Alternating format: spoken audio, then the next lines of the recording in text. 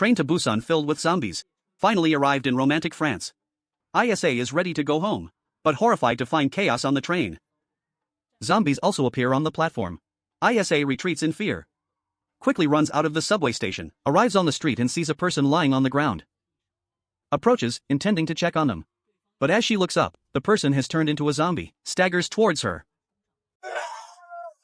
A moment of crisis, a cool drift of a car, sends the zombie flying. ISA quickly gets on the car. The man on the car tells her, zombies are everywhere in the city now, they must evacuate immediately. ISA quickly returns home to get cash. Her bewildered sister wakes up, still unaware that the world has turned upside down. ISA quickly tells her to pack her bags. The three of them get in the car, ready to seek shelter in the countryside. Halfway there, the sister suddenly feels unwell, and the next moment, she vomits in the man's face. ISA asks and learns that her sister is pregnant. Upon hearing this, the man quickly calls ISA over. He believes that in such disregard, many people can't even take care of themselves, let alone someone who is pregnant. And he promises to take care of ISA wholeheartedly. ISA pretends to agree with the man, but secretly takes his keys. And the next moment, she drives off, leaving the man behind. How could she leave her beloved sister? And trust a stranger like you? On the road, ISA soon notices an ambulance ahead. She intends to seek help. But suddenly, several zombies emerge from the ambulance. Her sister quickly runs towards the car. But unfortunately, she gets bitten on the arm by a zombie. At night, they drive and find a convent. The nuns don't turn them away. A priest comes to examine her, discovers that her arm has been bitten by a zombie. But they still warmly bandage her sister's wound. Soon, her sister is about to give birth. Everyone cheers her on. But the baby still doesn't come out. And her sister stops breathing. ISA keeps calling her sister's name. And suddenly, a miracle happens.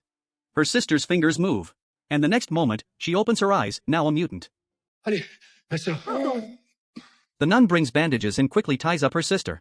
With no other choice, they cruelly cut open her belly and take out the baby. Miraculously, the baby is not infected. And that baby is Laurent, even today. These are ISA's memories.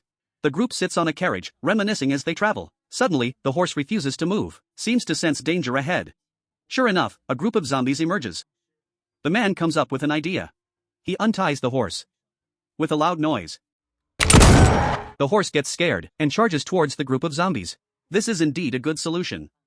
Avoiding a fight and saving ammunition. Afterward, the group has no choice but to continue on foot. One wave subsides, another rises.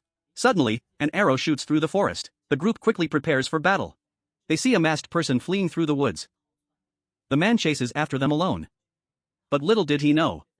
The man is knocked unconscious by another person from behind. 4 people take control of the man with their weapons. They remove their masks. He looks like a child from his appearance. The scene switches. The 4 people are taken to a base. The leader is a woman. Her name is Braided Sister. Facing the unfamiliar group, she immediately asks them why they are here. Isa explains that she is a nun from a nearby repair convent. They are just passing through. They mean no harm. Only then do they release the man. They then show them around. This used to be a school.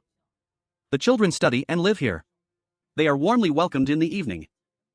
The hungry man finally gets to eat a full meal.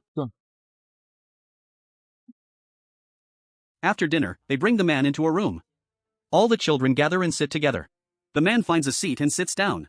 He has no idea what they are doing. In the next second, the TV turns on. A boy nearby pedals a makeshift bike to generate electricity. Unexpectedly, in such a bedroom, they can sit comfortably and quietly watch a movie.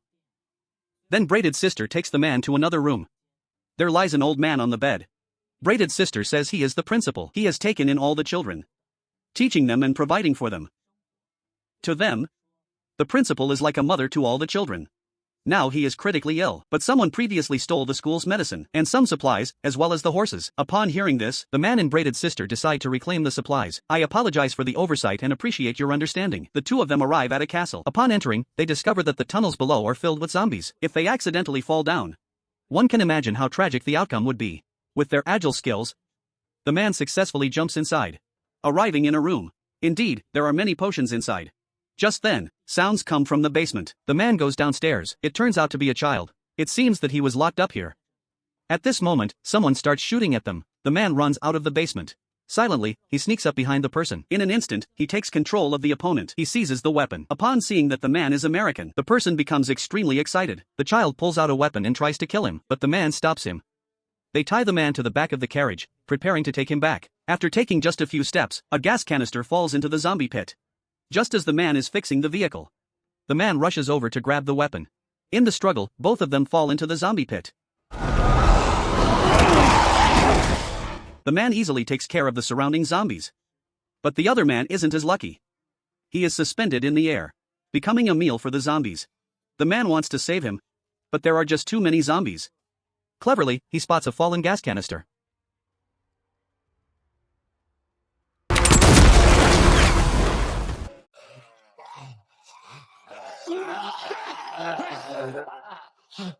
Grab the rope!